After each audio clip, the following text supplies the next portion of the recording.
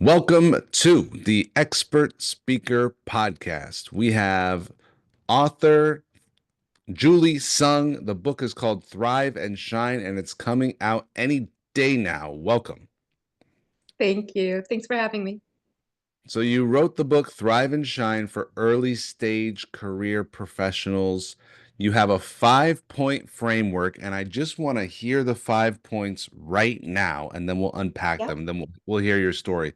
But I wanted to get into it as early as we can. What is the 5 point framework for early career success? Yes. So SHINE is actually an acronym that is my 5 point framework. It's show up authentically, harness your strengths, invest in growth, navigate change, and engage meaningfully. Got it. And what inspired you to write this book, Julie? Well, funny thing happened. I was on this corporate track going up, up, up, up, up the corporate roller coaster. And then the pandemic happened. There were a lot of forced events like layoffs and consulting gigs and projects falling through. And it forced me to slow down and really pay attention to what is it that I have to offer? What am I trying to say in this world that is of value to anyone out there? And then simultaneously, my partner's older daughter was just about to enter the corporate world. And she asked me for book recommendations to help her get started. And I thought, yeah, there are amazing resources out there for someone who's very academic minded and maybe wants more of a textbook approach, or resources on how to interview and get the job, or how to lead. But for that 0 to 5 year or so, people just stepping into the working world, there wasn't really a lot that I was finding. And I thought, I've been that person who was just figuring it out as I go. And I have some experiences, some very embarrassing and some really, prideful moments that I can actually share. So that was the kernel of the idea. My initial idea for the book was do as I say, not as I did. And Mhm. Sam, my publisher, very wisely shut that down right away. But that was the genesis of the idea, is someone who is like an older sister or a wiser friend who can give you some real world advice rooted in stories that have lived in experiences that hopefully people can Mhm. relate to. Mhm. Well, I remember it was a bit of a rude awakening for me. They kept on telling us this time would come where we were going to the real world. That's We right. were in school, which was apparently not the real world. And then the real world happens after school. And my parents and grandparents, they had maybe one, two, three jobs over their life, careers, Yeah. 10-year careers, retirement tracks. And I went into university and they seemed obsessed with the resume. It's got to be a certain font, it's got to be a certain type, it has to have a certain border. And we got obsessed with resumes and interviews and resumes and interviews and resumes and interviews. And that was still 15 years earlier than today. And I can't say I know what it's like to be entering in the work world today, but it feels like gone are the days or the long careers at a single company. And how would you recommend people think about their careers today? Yeah, absolutely. There is something to be said for that longevity that our parents' generation, our grandparents' generation, even our generation, speaking for myself as a Gen Xer, looked for. Um, but today's landscape has changed because the business world has changed, the landscape of the markets have changed, and also I think the appetite of the new generation of workers entering into not just the workforce, but also the new generation of management who are millennials, right? The way they think about work and the way they think about work-life balance, for example, or what makes a fulfilling career has shifted. And I think for the better, generally speaking. So I think rather than, plan and over plan, which is really what I did all the time, for this is it, this is the company, now I figured it out, I just have this one track to go to, be open to the possibility of change, whether that's internally driven because you start wanting something different, and that could be different position in the same company or different industry altogether. So be open to that. Challenge yourself, be true to your voice, always make sure that you're connecting with what is it that you're wanting and why do you want it. For example, are you just getting for a promotion because your ego feeds it, or is this the type of work you really want to do?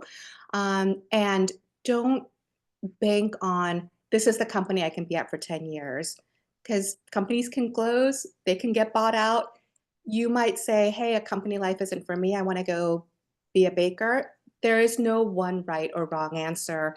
Whereas I think in previous generations, there was that one right answer for you, depending on where you lived, what your educational background was.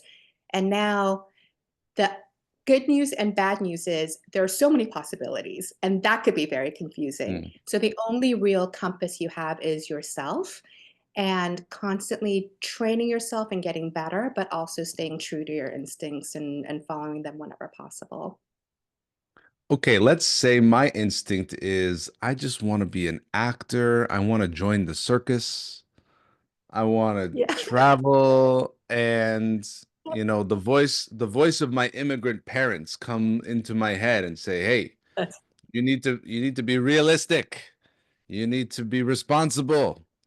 You need to, save money and buy a house and you can't just join the circus." And when I was young and a lot more foolish, I really believed follow your passion, follow your dreams, do what lights you up. If you do what you love, you never work a day in your life. And now I'm not so sure that's the best advice to give to young people. Uh, I agree. might be more something like, figure out what the up and coming markets are and get yourself skilled in those areas and, find someone who's going to make you some money and maybe do your fun passion thing. Maybe you go to the circus on the weekends. And so what's your philosophy when it comes to like following your passion versus doing what seems more practical? Yeah. For me, the word I always think of is equilibrium, meaning let's say you are just, it is in my bones, it's in my DNA. I have to be a circus, I have to be in the circus. Okay, great. So let's play this out. You quit everything, you shut down everything, and you go join the circus. Will you actually be happy if you have zero means whatsoever? That Hmm. means the realities of life come at you. There is no phone that you have because you can't pay the monthly phone bill. There is no real friend community you can lean on because you can't afford to go out. Maybe you don't have a home and you have to sleep in the circus tent because you literally have $5 to spend a day. So passion is great, but there's also the reality of what do I mean by fulfillment and happiness? Can I be fulfilled and happy if I only have this passion, but my basic needs are not met? Probably not. So then, if we bring it back into more of a real world example, I think there has to be moments where you have to find balance. How do I fulfill the passion that I have while being realistic about serving myself and my needs, like having livelihood, for example, to pay for Hmm. things like the lifestyle that I want? And I'm not talking about something, extraordinarily luxurious, obviously, but hey, what are my priorities? I want to live on my own. I want to be able to afford rent. I want to be able to drive a car that doesn't break down every 5 minutes. All those things are priorities that you have in your life within the confines of that. And sometimes it can feel like a confine. You have to find ways of injecting, hey, this is okay that I have this job that maybe I'm not going to be at forever. Maybe it's a year, maybe it's 2 years, but it's meeting my needs now and it's allowing me to serve myself while I start developing professionally and as a person and start building, piecing together Lego blocks of the life that I want. So you have to start somewhere, and I think the crux of it is a lot of times we hear authenticity and serving yourself and making time for yourself for leaders, right? It almost feels like you have to wait for a big job title before you can show up as your authentic self. I'm saying you can do that now. You just have to be realistic in terms of time, place, occasion. How is it to serve yourself and what does that actually mean? Does that mean running off and cutting ties with the world and joining the circus? Or does that mean doing the best you can today, but still incrementally getting better and finding different, more creative ways to maybe feed your passion And maybe at some point, those two worlds will connect and that can be a career, and maybe not, and it's just, you don't have to have the answer right now. Don't overplan it. Don't overmap it. Just serve yourself as you go. That would be my advice. Mm-hmm. Don't overplan it makes a lot of sense, especially with the way the world is changing faster than ever before. Um, Yes. one of my friends says there's no sense in the plan, but there's a lot of value in planning because in the process of planning, you're asking yourself, what do I really want? That's right. Yes. Yes, absolutely. I mean, I'm a Virgo, so all I do is plan and schedule things all day long Okay. and have Okay. checklists for checklists. Yes. But I agree with your friend. I mean, the planning is really, as you say, self-exploration. And it's just asking yourself questions, on a regular basis. Like, hey, does this make sense? Is this the right thing? How am I behaving? How am I working? Am I over controlling? Am I just too passive? And just having that sort of check in with yourself as a regular habit will serve you well. Mm-hmm. Gotcha. Gotcha. Okay. I'd love to go through the Shine framework. Show up, Yes. harness strengths, invest in growth, navigate change, engage meaningfully. So let's start with show up. What does that mean? Yes.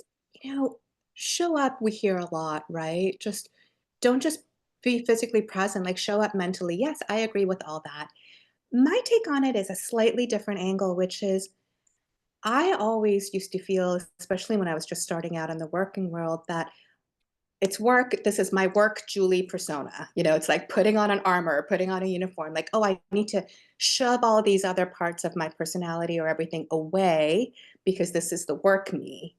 And then you start figuring out, you're like, oh, well, maybe it's okay to be like a Dodgers fan, and maybe it's okay to love musical theater. And you start, because there are authentic parts of yourself that can, first of all, peek out because it's really hard to force everything down and compartmentalize ourselves as humans.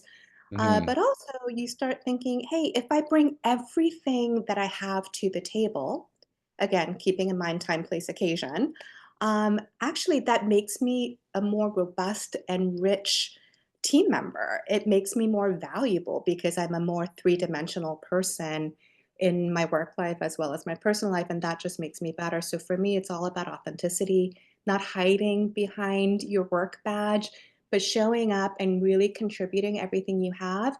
So maybe you were a music major like me, and you find yourself sitting in spreadsheet world like I did. And that's okay because there's some part of you creatively that can come out regardless of how far apart you feel your job is from who you really are, right? There's nothing that's wasted. So it's all about, don't just show up and clock in and clock out, but show up fully as who you are. And don't be afraid to let your personality really show. Got it. So there's a lot about being authentic, being your true self. And I know what it's like to be afraid to be your true self. So you make up a character that you think is going to be more acceptable. That's right. It's exhausting. Yes. So what a nice thing to find a way to be authentic and feel comfortable at work. Next one, harness strengths. Yes, especially when you're a more junior staff member, let's say, what you see around you are people who are more senior, who maybe are just better at things than you are. They're better, faster, seem smarter, all this. And I'm saying you have strengths and talents right now. You can contribute right now. So just harness what you have. Don't be in that comparison game where I know how to do this, but that person does it so much better. It's okay. You're not supposed to be perfect. That's what we have AI for, right? Like we have AI out there who could do the searches in 10 seconds and give Mm, the answer in 5 seconds. What you bring to the table is so special. You already have strengths. So it's about knowing what they are, harnessing them, tapping into them, growing them, and then the other parts of you that maybe aren't as developed yet will start coming along too. So it's about acknowledging what you already have and really doubling down on that. hmm. Great. Invest in growth. What does that mean? Yes. Yes. Now, it's great to show up as your authentic self.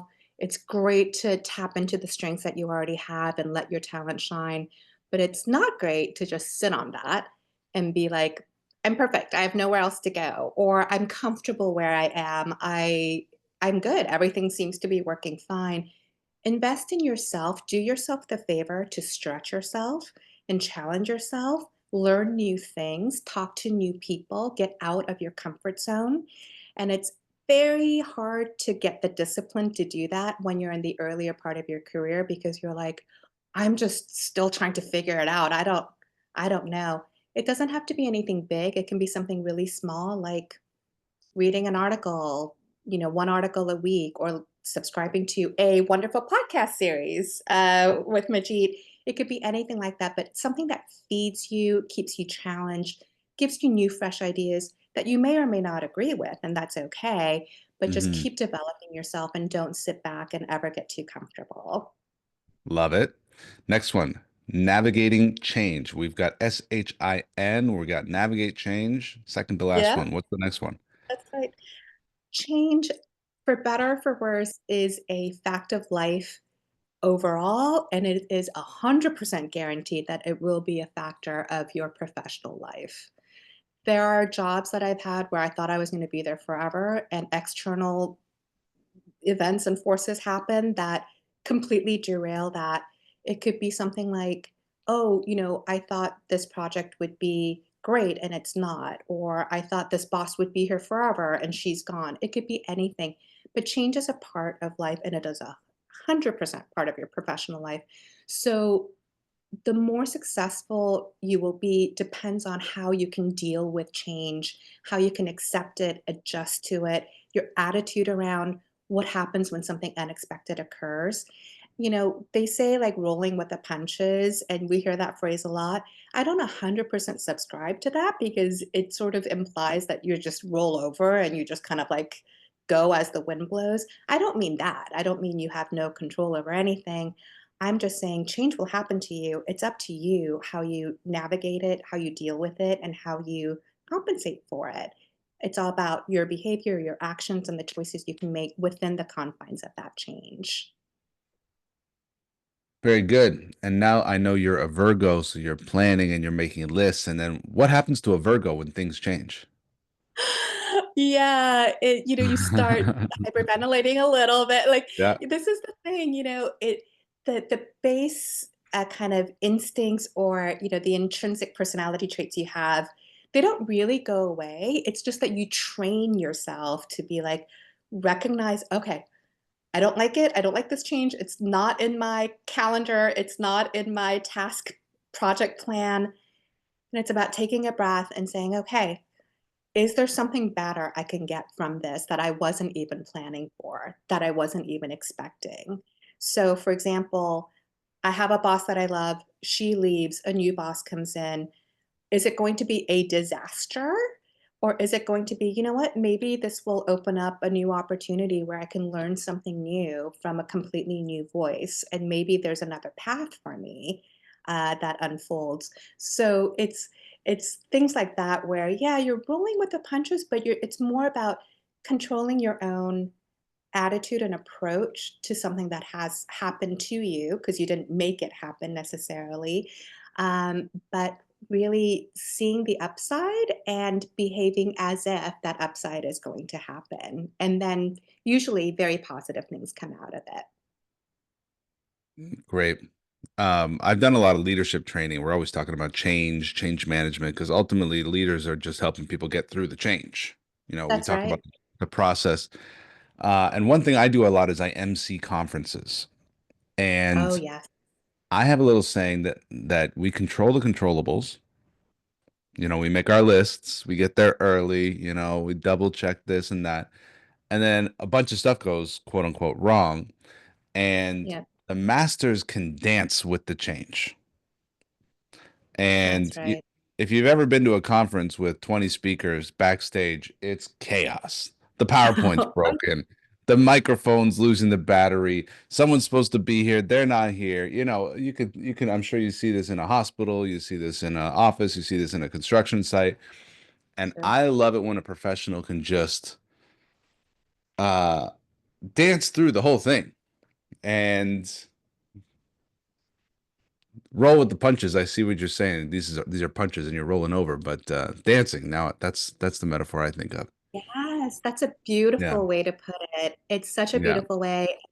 It's, I mean, having been in leadership positions myself, I always feel like leaders, again, speaking for myself too, we always underestimate the impact of change on people. We always think, yeah, there'll Hmm. be some turmoil, there'll be some confusion and some upsetness, but they'll settle down in 30 days, and you kind of put a plan around that, right? You work with HR, you work with all these specialists, and oh, change management, 30, 45 days.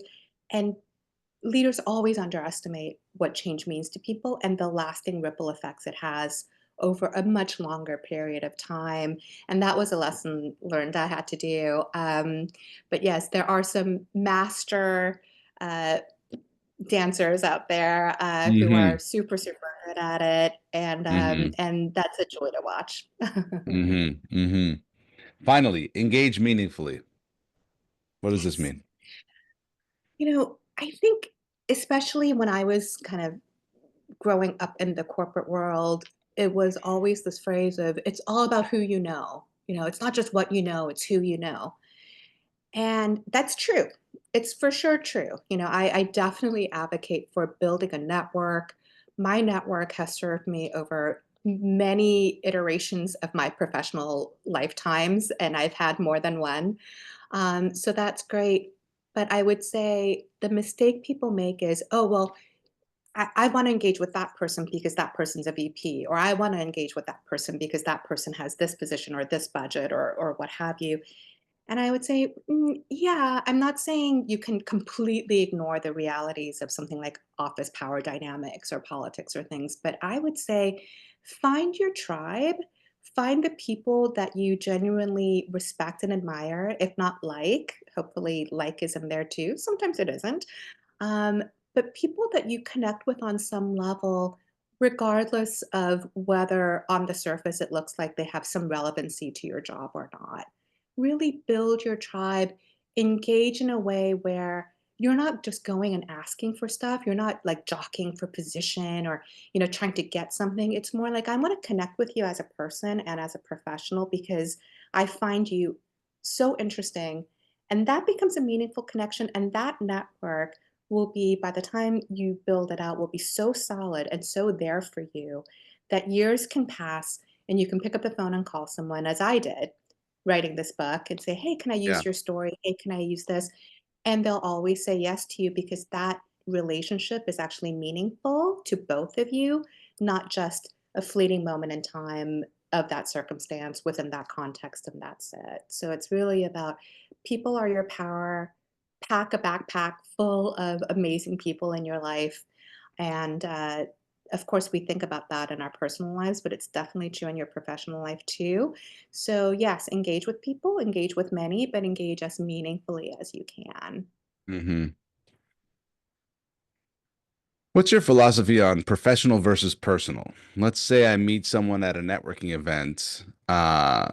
Would the conversation, I'm a professional, they're a professional, we're meeting in a professional setting. Would it feel very different for you if you were having a conversation with a friend, like the things you might talk about? Very different. I think the only difference would be if you're meeting for the first time and you're meeting within the four walls of some kind of meeting or some kind of conference or seminar or what have you, that's your starting point. So your starting point might be different than if you Hmm. meet through a mutual friend in yoga class or something like that, right? Hmm. So your starting point is different. But I think for me, going back to authenticity, who you are as a person is who you are as a professional, and ultimately Hmm. those things will connect. As an example, some of the best managers I had throughout my career, and I've been fortunate to have quite a few, they were the ones who maybe were the least technically expert in whatever job field that they had, but they were the best people. And they were the most nurturing, caring, genuine people. So I learned so much more from them than someone who had a bunch of degrees and who had deep technical expertise in something. So I would say it's Hmm. really hard to separate person and professional. I think they do mesh into one. Yeah. And the more you engage with someone as kind of fully and robustly as you can, the better the relationship will be. Got it. Yeah, I like to be, I'm a friendly guy. I'm a like to meet everybody guy at the office, you know. Yeah. Um, but sometimes I'm a little awkward because I'm like, am I being too friendly? Is this too personal? You know? Because I do have this idea, like, especially when I put a suit on, I become like a little bit more formal. I talk a little bit different.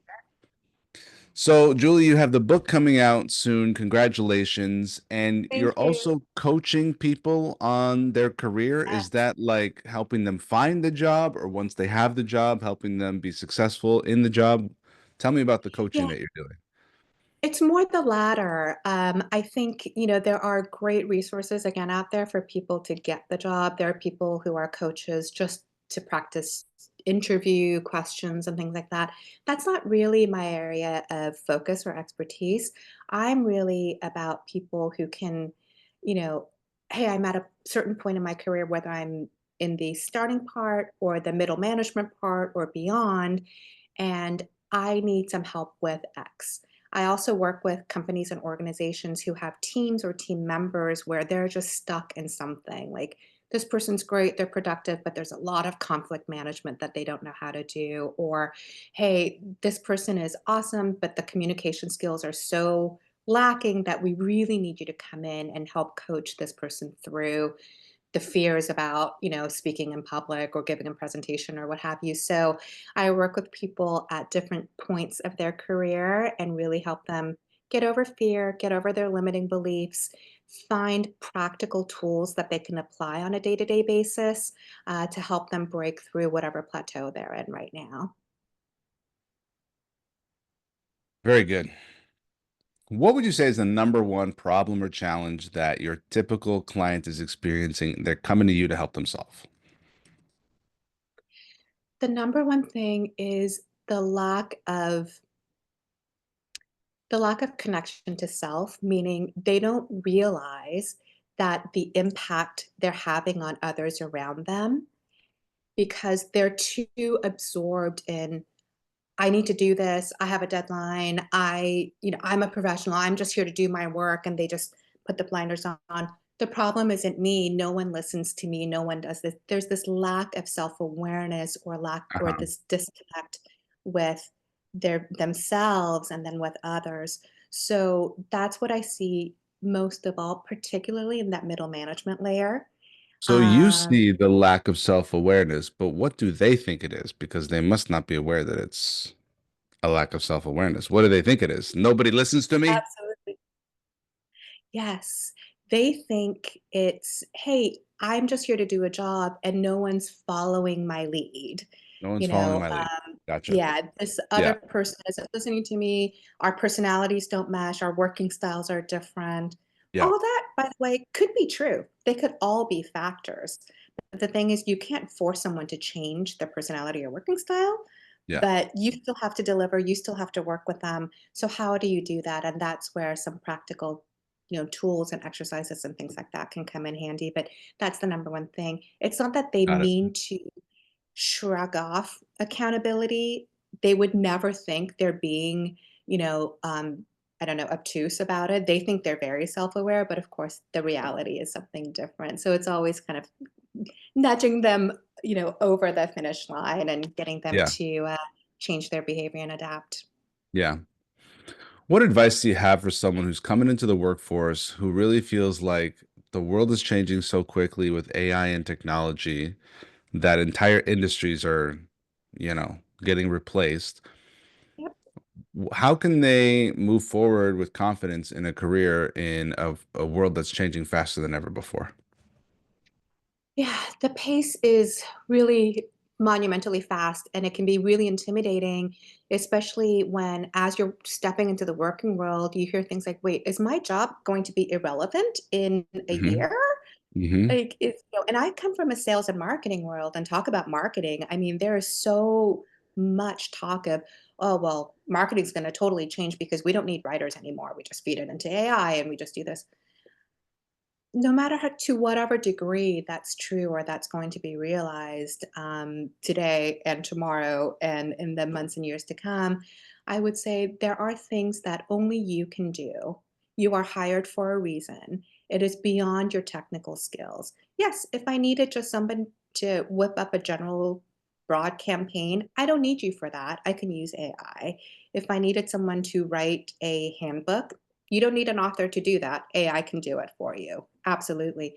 But there are experiences and talents and gifts that you bring to the table that not only can AI not replace, no other person can replace. So understand your self-worth, understand what you bring to the table, keep getting better at it.